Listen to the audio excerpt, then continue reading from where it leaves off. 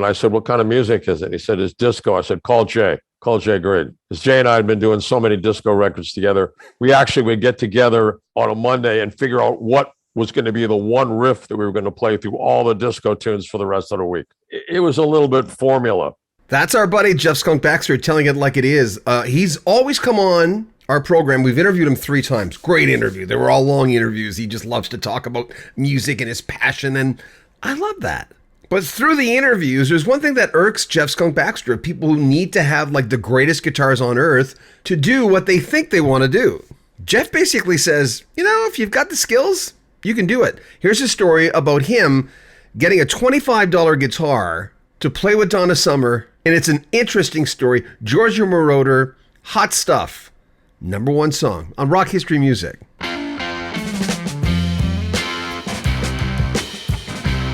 Jeff Skunk Baxter was more than just a guy with that walrus mustache and aviator shades. He was a guitar chameleon who shaped the sound of 2 major American rock bands before shifting into a widely diverse solo career. Born in Washington, D.C. in 1948, Baxter cut his teeth as a session guitarist in the late 60s and soon found himself co-founding Steely Dan. His melodic leads and jazz-informed licks became a defining part of the band's early sound on albums like Countdown to Ecstasy and Pretzel Logic. But when Steely Dan decided to stop touring in '74, Baxter pivoted, joining the Doobie Brothers in the beginning as a guest artist on albums like Their Third, The Captain and Me, and its follow-up, What Were Once Vices Are Now Habits, in '74. But by 1975, Jeff Skunk Baxter was a full-fledged member of the Doobie Brothers on their Stampede album. He went on to becoming a mainstay on records like Taking It to the Streets, featuring a new lead singer, Michael McDonald, which was suggested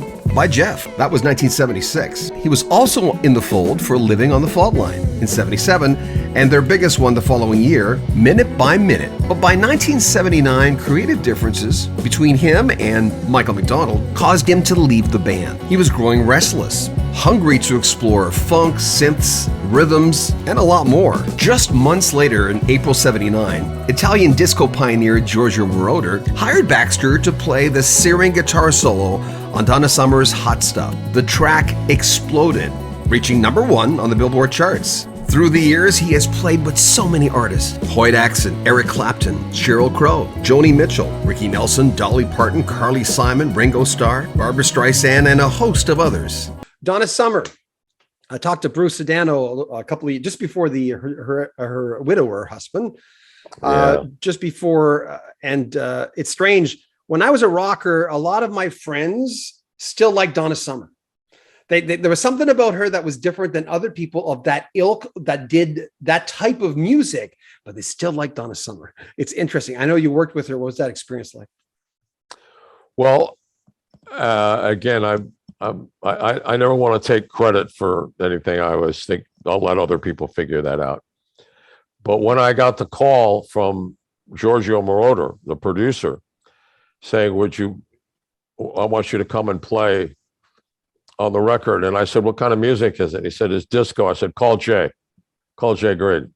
Because Jay and I had been doing so many disco records together. We actually would get together at Martoni's on a Monday and figure out what was going to be the one riff that we were going to play through all the disco tunes for the rest of the week. Not to say, I don't mean to sound disingenuous, but it was a little bit formula. So when he called me, he called Jay, and Jay said, nah, call Skunk. So Giorgio called me back and said, I really want you to play on this record. I went, okay, it's disco. I said, and he said, you can play whatever you want. Okay. I mean, I'll play the chart, obviously. I'm happy to do that, but okay. So I at the time, very interesting time. I was moving. I was coming back off a tour, and I just didn't have any guitars. So I was on my way to the session. I figured I'll stop off at Guitar Center and buy something. So I stopped off at Guitar Center, and Paul Herman sees me coming in and goes, whoa. Because usually when I would come in the store, because I was building and repairing guitars as well for other people, I'd usually find a guitar, smash it against the wall and go, hey, this is broken. You sell it to me for parts. And Paul knew exactly what I was doing. I mean, we were friends. So he said, well, what do you need, a guitar? And I said, yeah, I need something for the session. And we went to the center of the guitar store, Guitar Center in Hollywood, and there's a box that said, buy me $25. And there were about 5 or 6 guitars in that box. So I kind of and I found this Burns Bison guitar. So in the box for $25 was this with a, and I haven't changed anything. It only has 5 regular tuning machines and 1 Gibson Cluson Deluxe tuning machine. And it was a Burns Bison Jr. Picked it up, played it, said, okay, give me $25 for it. And so I took that, grabbed a 6-pack of Budweiser, went down to Rusk Studios, went in, and they played a couple of songs for me. One was Hot Stuff. And Giorgio said, Skunk, I want you to do what you do. I said, okay, Giorgio, roll it. And that was it. I did 3 or 4 rhythm parts, and then the solo. Cranked the studio deluxe reverb up all the way to 10 everywhere, and plugged the guitar and just went for it. And then he said, I like this. I want you to play on more songs. So Giorgio was also very interested in technology, and Jürgen Kopfers and Harold Faltermeyer. Jürgen was the engineer and Harold was the keyboard player. We're also big techno freaks. And I had been working for Roland for a number of years. I still do. I've been there for 47 years now. Wow. And working on the guitar synthesizer. And so I brought the prototype of the guitar synthesizer into the studio. And I mean, basically, it was just a piece of plywood with a lot of wires and circuit stuff. It was still a prototype. But what the hell, So I plugged it in, and Giorgio said, what's that? I said, the guitar synthesizer. He goes, I want that. So we put up Bad Girls. And I said, I want you to do solo on Bad Girls. Okay, roll the tape. And so that solo is, I think, the first guitar synthesizer solo on anything. And again, it was still a prototype. So we used it out throughout the record. Harold loved it because he was such a techno freak anyway, And so and that was before MIDI. So I would plug the control voltage and gate outputs into his stuff, and we were just having a great time. But that record, Giorgio had explained to me afterward, the reason that he called me because he wanted it to rock. He did not want it to be a disco records per se. Going back, sorry, it took me a little while to get back to your point. And I think that's what I did, is turn that into much more of a rock piece of music. So yeah, I think I did have some influence on Donna's, the face that she presented. And Bruce, by the way, is a wonderful human being. Yeah. I did some work on his band, and an incredible musician too, by the way. It's really, really talented cat. So one of the nicest guys I've ever interviewed. Absolutely. You bet. You betcha. Marcy Philbin says, I love the percussive quality of his playing. His solo on Donna Summer's Hot Stuff is amazing. Well, she's very kind, and I believe that the guitar is a very percussive instrument. I also play drums.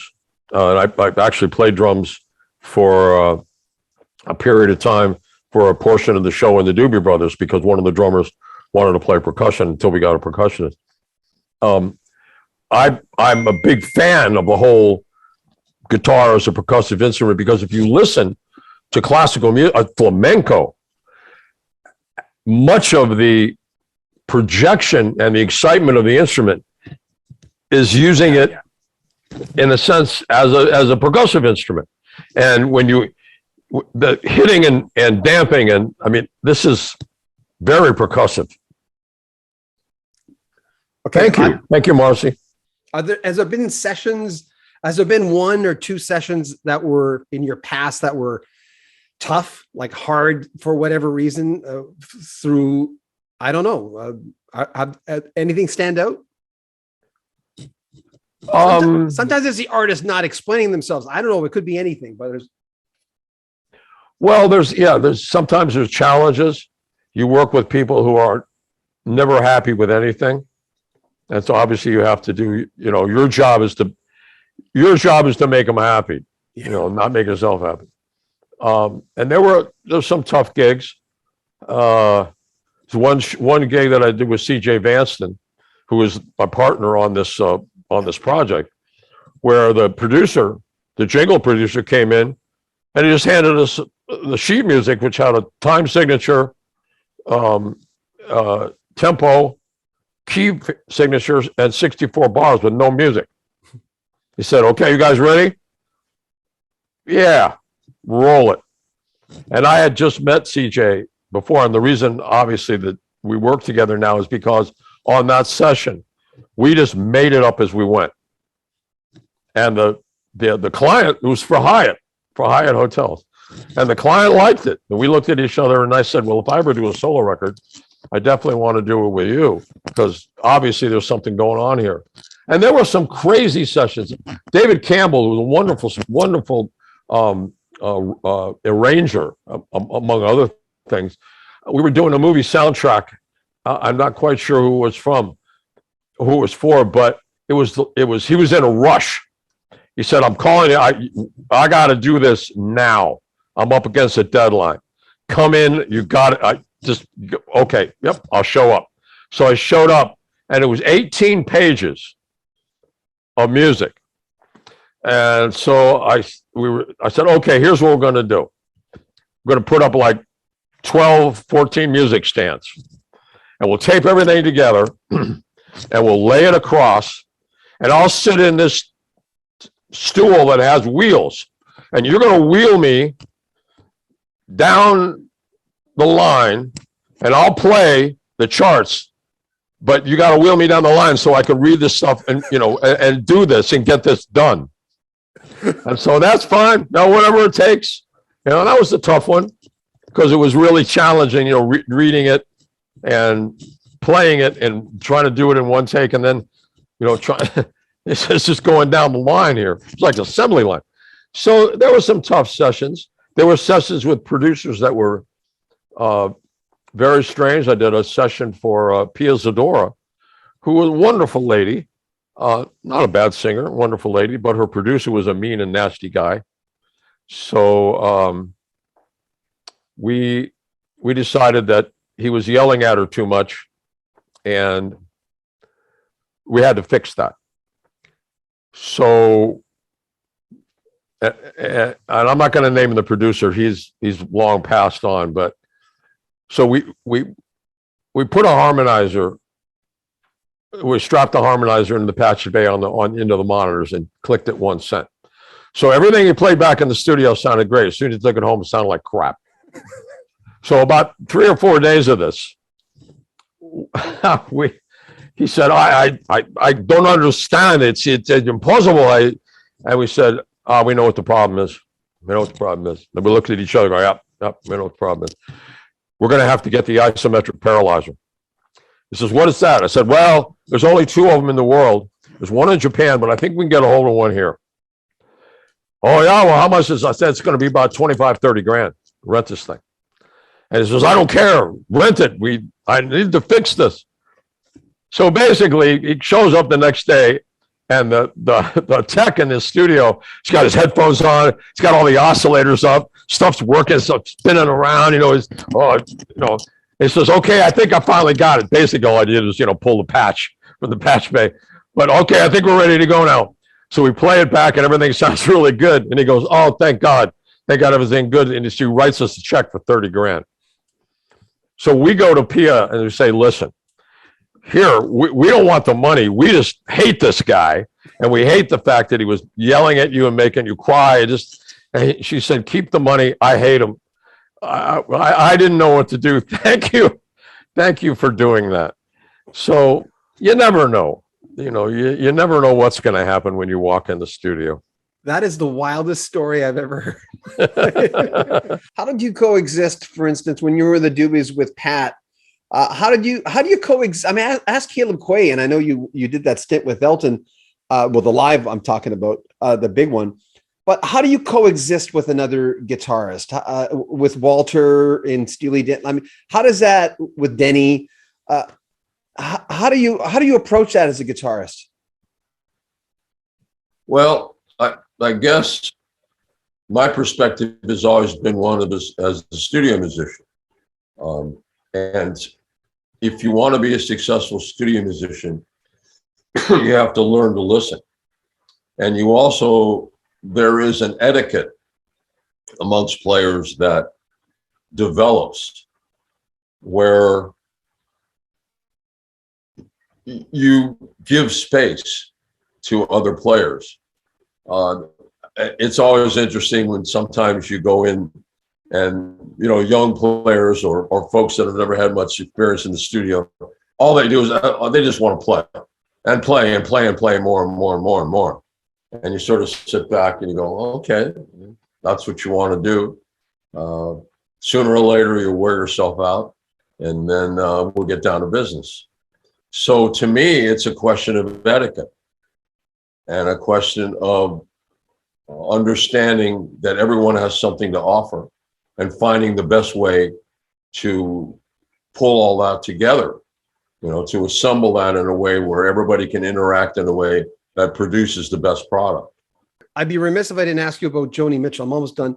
I talked to Chris Bodie once, and he said, I was in a tour bus with Joni, and she was describing, as we we're driving by, she was describing a tree that was in this distance. And I says, come on, you're over exaggerating. He says, no, man, she's wired differently than everybody. What was it like working with her? I really enjoyed it. She was focused without being obnoxious. She knew what she wanted without being impossibly pushy. She was a consummate musician, is a consummate musician. And the way that she sees things, I found fascinating musically. And so, I did some work with her. It was delightful. She was always at the sessions, which I thought was really good. A lot of times, the artist doesn't show up. And so every once in a while we go out to lunch. We'd go down to, there was a little restaurant there in Brentwood that we'd go out to. And one day I took TJ McDonald, Slim Jim Phantom, Jim McDonald from the Stray Cats. His son is my godson. And TJ was like 9 years old, something like that, 9, 10. And I took him with me to go have lunch. And so we're sitting there having lunch, and afterwards is the way only children can describe it. Turns to me and says, oh, she's huge, beautiful. And I thought, that's one of the most profound things I've ever heard. And it's beautiful from the mouths of babes. That's a lyric. She's huge, beautiful. I should have probably written something about it. So I told her about it. And she big smile. And, obviously that was very, very sweet. No, we did we honored her at the Tech Awards a few years ago. And everybody slows down, me included. But there's fire in there that is unextinguishable, and kindness, and I don't know, if you ever get graded as a human being, she's an A+. Wow. You gotta love the man. Jeff Skunk Baxter, we're revisiting some older clips. Remember, if you like what we do, you can subscribe, click the bell notification. Don't miss anything we do. We put out a lot of videos every single week. Join our Patreon. You'll get early access to a lot of great interviews. There's like hours and hours of stuff on Patreon that we haven't put on YouTube yet.